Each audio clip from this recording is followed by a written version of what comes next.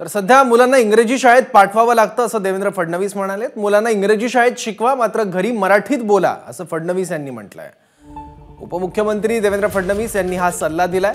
विशेष म्हणजे आजच राज ठाकरे साहित्य संमेलनात बोलताना म्हणाले होते की इयत्ता 10वी पर्यंत मराठी भाषा ही आवश्यक केली पाहिजे आणि त्यानंतर आता देवेंद्र फडणवीस यांचं हे वक्तव्य येत आहे।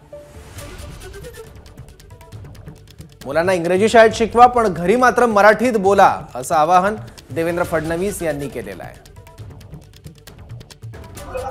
मुलांना इंग्रजी शाळांमध्ये पाठवावं लागतं।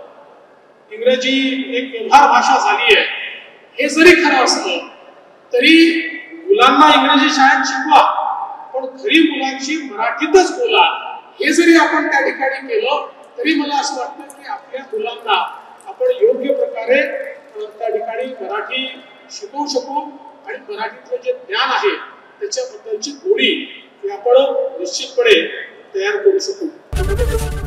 एबीपी माझा, उघडा डोळे बघा नीट।